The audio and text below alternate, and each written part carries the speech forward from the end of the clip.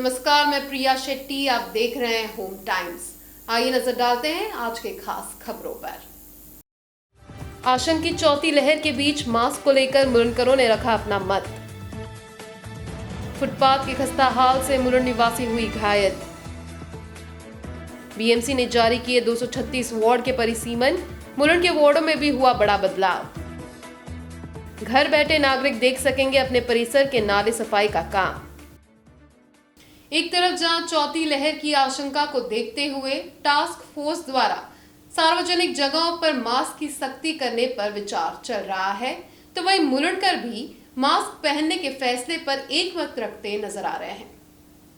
मुंबई सहित राज्य भर में कोरोना के मामलों में अब दोबारा से वृद्धि दर्ज की जा रही है, परंतु अभी भी कई नागरिक बेखौफ होकर बिना मास्क के सार्वजनिक स्थानों और निजी वाहनों में घूम रहे हैं। साथ ही अब सोशल डिस्टेंसिंग और सैनिटाइजेशन पर भी कोई कड़े इंतजाम नहीं किए जा रहे हैं, तो वही आशंकित चौथी लहर की भी चर्चा अब जोरों शोरों में है।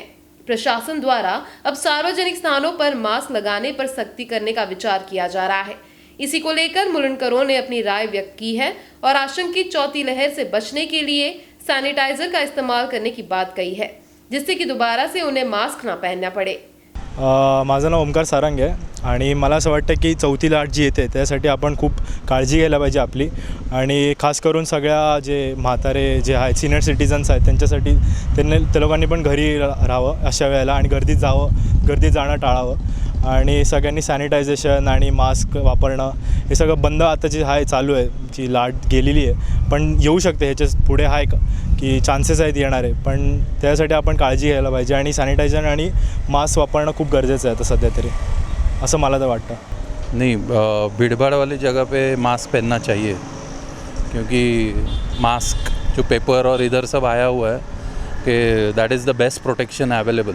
इस पर टास्क फोर्स के सदस्य डॉक्टर राहुल पंडित ने कहा कि चौथी लहर के डर को देखते हुए नागरिकों को अभी से ही सेल्फ मास्किंग करना चाहिए। अपने स्वास्थ्य का ध्यान रखते हुए नागरिकों को आगामी कुछ दिनों तक मास्क पहनकर ही घरों से बाहर निकलना चाहिए। कोविडच्या केसेस निश्चितपणे हळूहळू वाढत आहेत, परंतु सुदैवाने ज्या आपल्याला जानेवारी किंवा फेब्रुवारी महिन्यामध्ये ओमायक्रॉनची जेव्हा लाट आली होती, ज्या तीव्रतेने केसेस वाढत होते तेवढ्या तीव्रतेने वाढताना दिसत नाही आहेत। अजून त्यातल्या 2-3 चांगल्या बाब आहेत। एक तर आपलं झालेलं लसीकरण, नुकताच झालेल्या लोकांना इन्फेक्शन म्हणून एखाद्या हायब्रिड इम्युनिटी असेल म्हणून एखाद्या केसेस हळूहळू वाढत आहेत बहुतेक। दुसरी गोष्ट म्हणजे की ज्या कुठल्या केसेस पॉझिटिव्ह येत आहेत त्यातल्या 95% अधिक केसेस ज्या आहेत त्या माइल्ड आहेत किंवा एसिम्प्टोमॅटिक आहेत, त्यामुळे हॉस्पिटलायझेशन, ICU ॲडमिशन आणि मॉर्टॅलिटी हे तिन्ही फार कमी आहेत, आणि असंच ठेवावं, असंच राहावं, ह्याच्यापेक्षा हळूहळू केसेस कमी व्हावा अशी इच्छा आहे। अगदी बरोबर योग्य सल्ला आहे। ह्याच्याबद्दल आपल्याकडे बरंच नॉलेज आहे की तुम्ही जर क्लोज कन्फाईन्ड स्पेसेसमध्ये असाल, जिकडे एअर व्हेंटिलेशन पुअर आहे, खूप जास्ती गर्दीचं ठिकाण आहे, तुमच्याबरोबर अनोळखी लोक आहेत, अनोळखी म्हणजे रोज तुम्ही घरची जी मंडळी राहतात त्याच्या व्यतिरिक्त कोणी लोक असतील तर तुम्ही मास्क कृपया घाला, म्हणजे तुम्ही स्वतःला देखील संरक्षण कराल संसर्ग होण्यापासून, आणि आपल्या घरचे जे इतर कुटुंबीय आहेत ज्यांच्याकडे की तुम्ही रात्री घरी जाता, संध्याकाळी घरी जाता, आपल्या घरी परतता, तेव्हा आजी आजोबा आई वडील जे वयस्कर आहेत त्यांना देखील आपण प्रोटेक्शन करू शकतो, कारण आपण जर स्वतः प्रोटेक्टेड राहिलो तर ते देखील प्रोटेक्टेड राहतील। पुन्हा मी असंच म्हणेन की कोविड नियम कुठलाही सक्ती लागू करायची का नाही लागू करायची हे प्रशासकीय निर्णय आहे, पण ॲज अ डॉक्टर आपल्याकडे भरपूर डाटा आहे की तुम्ही प्लीज क्लोज कन्फाईन स्पेसमध्ये ॲज अ स्वतःची रिस्पॉन्सिबिलिटी म्हणून मास्क घाला। आपण बऱ्याचशा गोष्टी नकळत रिस्पॉन्सिबली करत असतो। उदाहरणार्थ आपण रस्ता क्रॉस करताना दोन्हीकडे बघून रस्ता क्रॉस करतो, ती एक सेफ्टी बाब बघतो। तसंच मी म्हणू इच्छितो की ॲज अ सेफ्टी, स्वतःची सेफ्टी म्हणून तुम्ही प्लीज मास्क घाला, तुम्ही गव्हर्नमेंट ऑफ इंडियाच्या गाईडलाईन्सप्रमाणे लसीकरण करा, आणि तुम्ही स्वतःला प्रोटेक्ट कराल आणि घरच्यांना प्रोटेक्ट कराल। मुरन के खस्ता हाल फुटपाथ से गुजरते वक्त एक 44 वर्षीय महिला उसमें गिरने से पैर फ्रैक्चर होने की घटना उजागर हुई है। हालांकि इस घटना के बाद पीड़ित परिवार ने मुआवजे के बजाय प्रशासन को जल्द से जल्द इसकी दुरुस्ती करने की अपील की गई है। कुछ ही दिन पहले होम टाइम्स ने मुलुंड के जगह जगह खस्ता हाल फुटपाथों की तस्वीर दर्शकों के सामने लाई थी, जिसके बाद कई जगहों पर काम भी शुरू किया गया, परंतु मुलुंड में अभी भी ऐसे कई सड़कें हैं जहां फुटपाथ की दयनीय अवस्था देखी जा सकती है। ऐसा ही खस्ता हाल हुए फुटपाथ पर चलना मुलुंड निवासी महिला को काफी महंगा साबित हुआ है।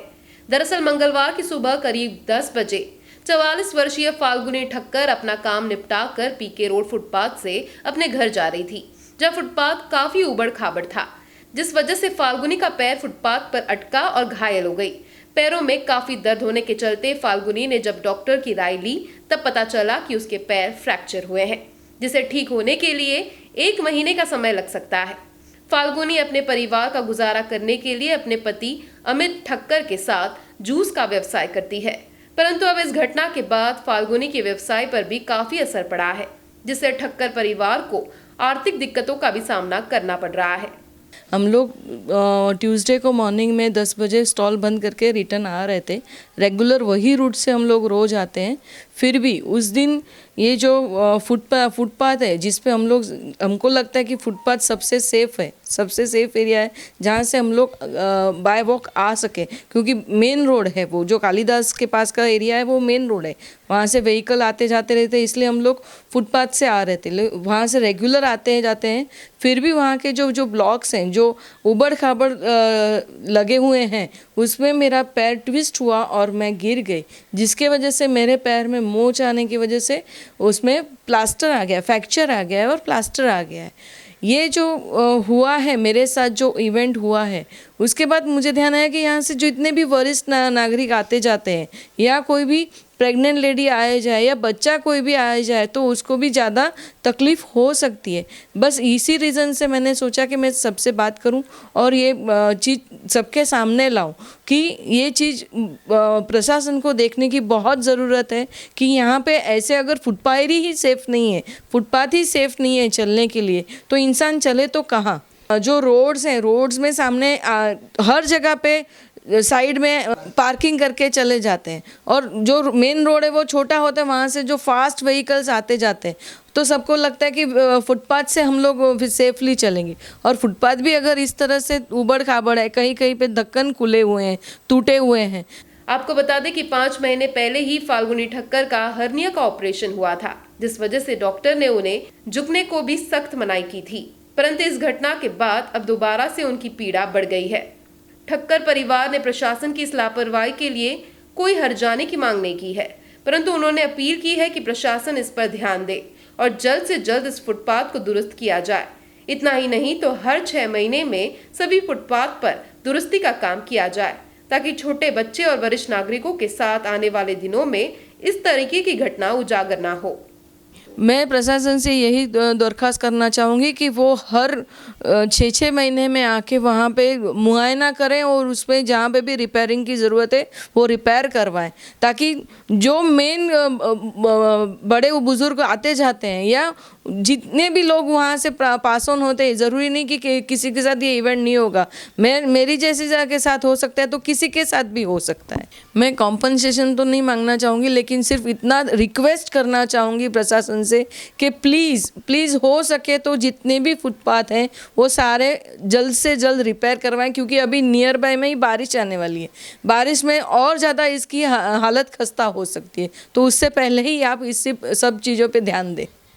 मेरा नाम अमित ठक्कर है। हम लोग मॉर्निंग में सुबह 10 बजे रोड क्रॉस करके यहाँ पे आ रहे थे, तो यहाँ पे फुटपाथ पे पेवर ब्लॉक का इम्बेलेंसिंग वजह से उनका पैर यहाँ पे आके ट्विस्ट हो गया है, तो वो गिर गए हैं। ऑलरेडी उनका 6 महीने पहले हर्निया का ऑपरेशन हुआ था, तो डॉक्टर ने बोला कि अभी उनको फ्रैक्चर आया है। तो भी ये चीज़ के लिए भी प्रशासन को मैं क्या कहूँ, तो उनको भी ध्यान देना चाहिए कि ये इवेंट मेरे मिसेस के साथ हुआ तो ये घटना दूसरे के साथ ना हो, क्योंकि कोई भी आ सकता है, बुजुर्ग आ सकते हैं, बच्चे आ सकते हैं, इवन प्रेग्नेंट लेडी आ सकती है।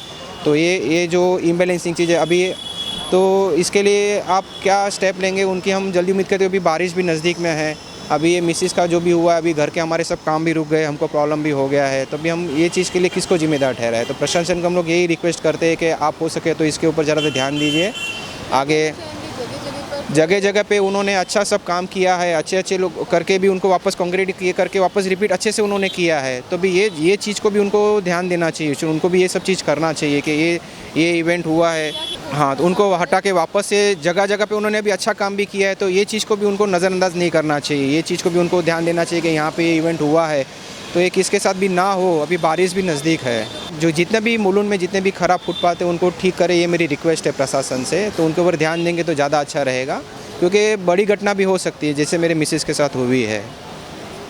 राज्य चुनाव आयोग द्वारा 17 मई तक वार्ड के परिसीमन का ड्राफ्ट तैयार करने के आदेश के बाद बीएमसी द्वारा शुक्रवार को ही वार्ड की नई सीमा रेखा जारी की गई है, जहां मुलुंड के कुल 6 वार्डों में भी कई बड़े बदलाव किए गए हैं। इस वर्ष मौसम विभाग द्वारा आगामी मॉनसून 10 दिन पहले आने की संभावना जताई गई है। इसी को लेकर मुंबई महानगर पालिका ने नाले सफाई का काम शुरू कर दिया है और अब तक 75% नाले सफाई का काम पूरा भी हो चुका है। इसी काम को देखने के लिए मुंबई महानगर पालिका द्वारा एक अनोखी पहल की शुरुआत की गई है, जिसके जरिए मुंबईकर अपने घरों में रहकर ही आसपास के नाले में कितना काम हुआ है इसकी जानकारी ले सकेंगे। संबंधित विभाग के विभिन्न नालों के विस्तृत जानकारी, प्रत्येक नाले से निकाले गए और ढोए गए कीचड़ का विवरण, कीचड़ ढोने वाले प्रत्येक वाहन का विवरण, किए जा रहे काम की तस्वीरों सहित अन्य जानकारी एक लिंक पर उपलब्ध कराई जाएगी। इस जानकारी के लिए नागरिकों को इस लिंक पर क्लिक करना होगा, जिसके बाद उन्हें अपना जोन ढूंढकर अपने वार्ड का चयन करना होगा। वार्ड का चयन किए जाने के बाद क्षेत्र में नालों के नाम दिखाई देंगे। नालों के दिए गए नाम पर क्लिक करने के बाद नालों में कौन सी तारीख से कितना काम किया गया है, इसकी पूरी जानकारी नागरिकों को फोटो सहित दिखाई देगी। इस जानकारी को आए दिन अपडेट करने के लिए मनपा द्वारा एक विशेष सॉफ्टवेयर भी विकसित किया गया है। नालों की सफाई नागरिकों तक पहुंचाने को लेकर मुंबई महानगर पालिका द्वारा एक अनोखी पहल की शुरुआत की गई है, जहां मनपा द्वारा जारी लिंक के जरिए नागरिक घर पर रहकर ही पूरे मुंबई के नालों के कार्य पर वॉच रख सकेंगे।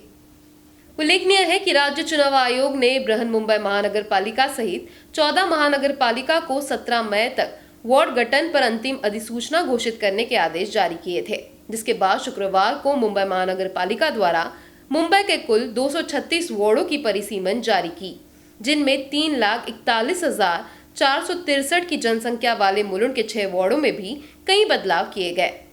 वार्ड क्रमांक 106 के मुख्य इलाकों में एलबीएस के कुछ हिस्सों के साथ ही वैशाली नगर, खिंडीपाड़ा, कामगार अस्पताल, अंबाजी धाम, 5 रस्ता, मुलुंड तहसीलदार कार्यालय और प्लैटिनम अस्पताल आदि इलाकों का समावेश है। इस वार्ड की कुल जनसंख्या 60,444 है, जिनमें 2,881 नागरिक एससी के तो 991 नागरिक एसटी के हैं, जबकि वार्ड क्रमांक 107 मुलुंड चेकनाका से शुरू होते हुए ACC road, JSD road, RRT road, RHB road, PK road, Gaushala road, MG road, Mulund railway station, Baldharan उड़ान पुल पर खत्म होता है। इस वार्ड में कुल 59,506 लोग रहते हैं, जिनमें 5,551 एससी के तो वहीं 1,150 लोग एसटी के हैं। बात की जाए तो मुलुंड के वार्ड क्रमांक 108 की, तो इस वार्ड की शुरुआत मुलुंड पूर्व के सेंट्रल रेलवे लाइन नाला से शुरू होकर तरुण उत्कर्ष मंडल से होते हुए साने गुरुजी रोड से VP Phadke road, Eastern Express Highway, Hariom Nagar, Anand Nagar से होते हुए मुलुंड ठाणे चेकनाका पर खत्म होता है। इस वार्ड में गवनपाड़ा, नीलम नगर, मुलुंड डंपिंग ग्राउंड आदि इलाकों का समावेश है। इस वार्ड की कुल जनसंख्या 55,084 लोगों की है, जहां 1,511 नागरिक एसटी के और 3,056 नागरिक एससी के रहते हैं। वार्ड क्रमांक 109 की शुरुआत सेंट्रल रेलवे लाइन व बालधारप उड़ान पुल के जंक्शन से होते हुए वसंतराव रघुनाथ सतपाल चौक, चिंतामणि उद्यान, मीठागर, खंडोबा मंदिर, हनुमान चौक, टाटा कॉलोनी, शमशान भूमि, राजीव गांधी क्रीड़ा मंडल, नानेपाड़ा, भांडू पंपिंग स्टेशन और पूर्व दुर्गति मार्ग के कुछ हिस्सों का वार्ड में समावेश किया गया है। बीएमसी द्वारा जारी आंकड़ों के मुताबिक इस वार्ड में कुल 58,481 लोग रहते हैं, जिनमें से एससी की आबादी 2,558 है, तो वही एसटी के 1,231 लोग इस वार्ड में रहीवासी है। वार्ड क्रमांक 110 के मुख्य इलाकों में 5 रस्ता, RRT road junction, Priyadarshini Indira Gandhi मैदान, Devidayal road, Devidayal cross road, T ward, Dada Saheb Phalke मार्ग, एलबीएस रोड के कुछ हिस्सों के साथ ही निर्मल गैलेक्सी से होते हुए जीएमएलआर रोड होते हुए पूजा रेस्टोरेंट से जैन मंदिर मार्ग और जेएसडी रोड का समावेश है, जहां वर्तमान में 59,380 लोग रहते हैं, जिनमें 2001 एससी और 1,119 लोग एसटी के हैं। वार्ड क्रमांक 111 की शुरुआत 106 की कॉमन बाउंड्री और एलबीएस मार्ग से होते हुए आगरा रोड, साइप्रस, हिंदमाता चौक, सरदार प्रताप सिंह उद्यान, रचना गार्डन, हाईलैंड पार्क, खिंडीपाड़ा ब्रिज तक जाती है, फिर खिंडीपाड़ा ब्रिज से होते हुए निर्मल लाइफस्टाइल और उसके आगे दोबारा से एलबीएस पर ही वार्ड की सीमा को जोड़ा गया है। इस वार्ड की कुल जनसंख्या 48,268 की है, जहां 7,137 नागरिक एससी के और 882 लोग एसटी के हैं। नगर सेवकों के कार्यकाल खत्म होने और बीएमसी के नए वार्ड परिसीमन को जारी करने के बाद अब सबकी नजर आगामी चुनाव की तारीखों पर बनी हुई है। आपकी कोई समस्या या समाचार संबंधित सूचना हो तो इस नंबर पर संपर्क करें। होम टाइम्स में आज के लिए बस इतना ही। कल फिर लौटेंगे कुछ और नई खबरों के साथ।